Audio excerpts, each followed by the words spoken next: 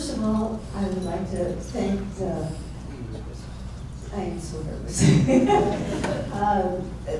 the Pima Sports Hall of Fame for nominating me and accepting me as an inductee. I never thought that that would ever happen to me. I didn't think people realized that there was rifle shooting, that people were competing. And so when this was bestowed upon me, it just totally blew me away. Now, many of you are probably wondering why and how in the world that I would take up shooting. Well, to begin with, I started shooting a .22 rifle when my older sister joined the brand new Catalina High School. First year that they had all the students there. And as a sophomore, I joined the team, and by the end of the very first year, I was listed nationally as the high junior girl. I had a lot to learn about four-position shooting and competition, but I was quite determined to be the best that I could be. I set high goals for myself, and sometimes it was hard to achieve them, but I kept managing, and one way I did it was each day I would take my rifle home after rifle practice and practice dry firing at a target. And you know, I wouldn't do it for very long, you know, maybe 15 minutes, a half an hour. But I did that practically every single day, and that's how it just showed up every single time that I would go and compete. I went to the national matches twice during high school, and I set national records each time. And the second time, I earned a spot on the Arizona Junior High Power team. I tried out for that, and I shot both my small bore and high power matches that summer. And at that one, I set my third national record in small bore. And many memorable matches followed, and that accumulated in a total of 5 national records. And there were 2 times when my shooting career could have been completely derailed, as well as an event that brought women's shooting into the spotlight of collegiate sports. My very first memorable match was an Arizona Indoor State Championship in 1962. And that was my first year at the university. And towards the end of the match, with only 3 shots to complete it, it dawned on me that I was the only one shooting. Total quiet, no shots. And it just sort of startled me while I was getting ready for my 3rd shot, and I started looking around. All the spotting scopes were pointing right at me, all over. They were all at me. And I almost freaked out. I thought, okay, pull it together here. And I finished the last 3 shots, and I had won the match.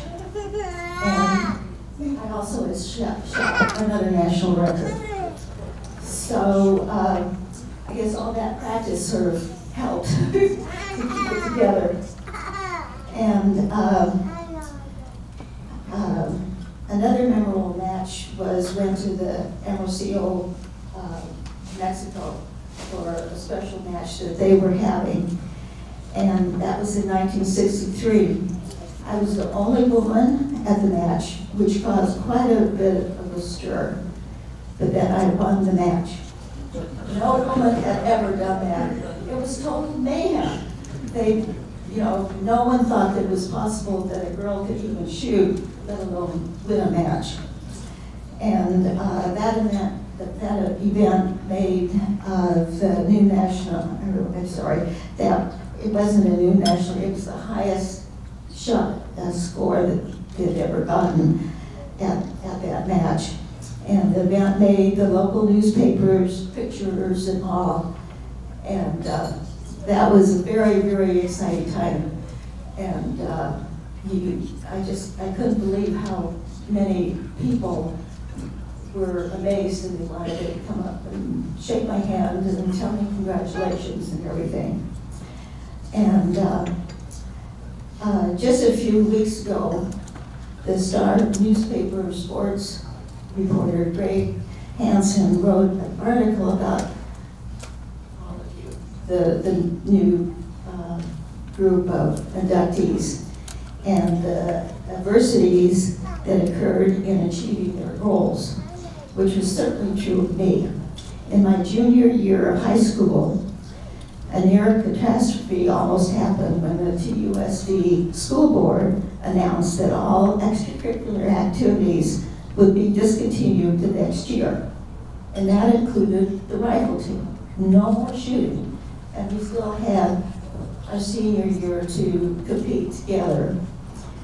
Well, my mother went to the board, my mom to the rescue, and she urged them to keep the rifle team.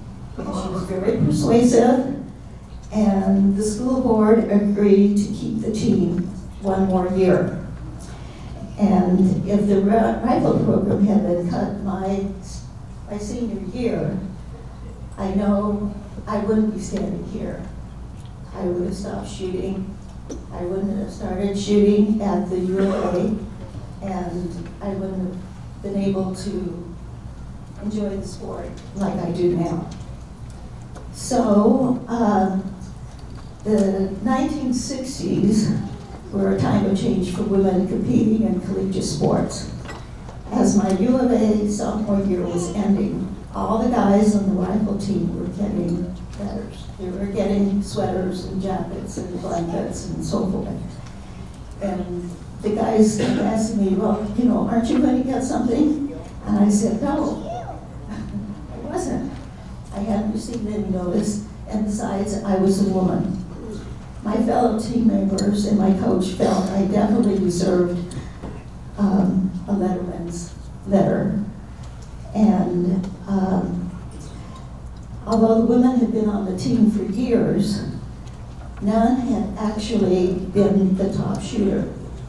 The coach talked to the head of the ROTC program and then sent the question on to the athletic director.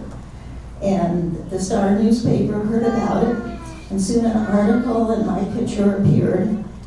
But meanwhile, I was on my way to Fort Benning, Georgia, to qualify for the International Women's Rifle Team.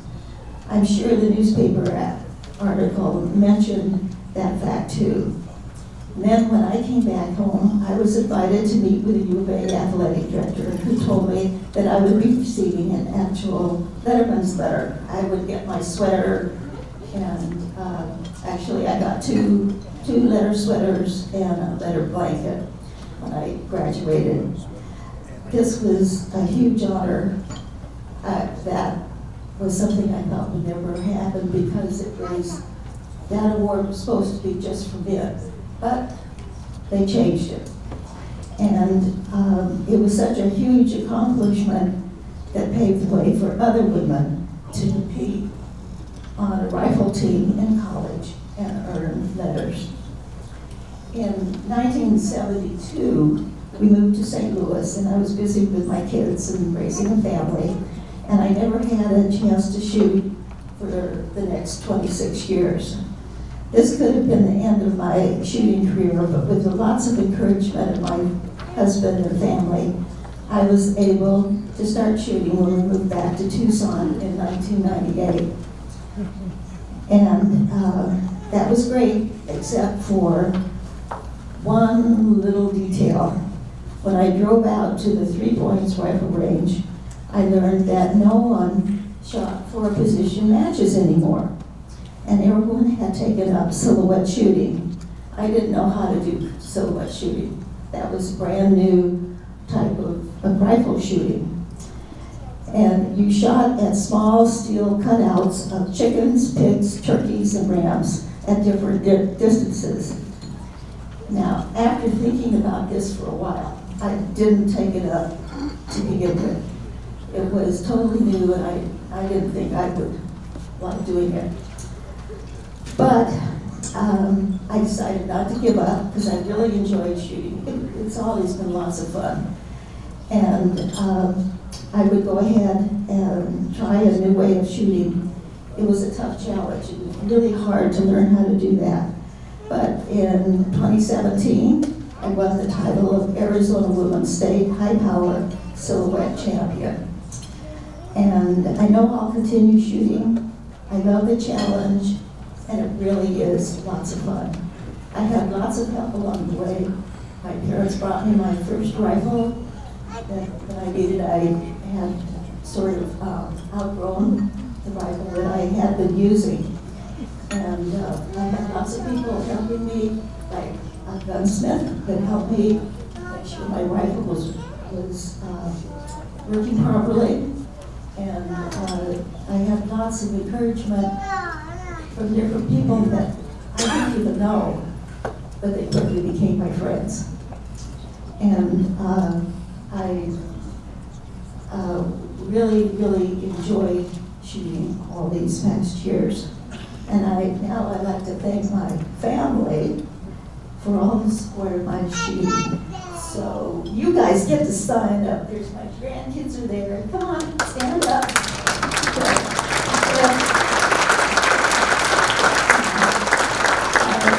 I know that my grandsons, they're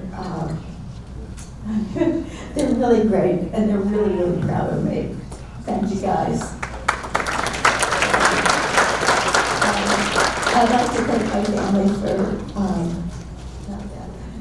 the Pima County Sports Hall of Fame again for this wonderful, wonderful opportunity and award.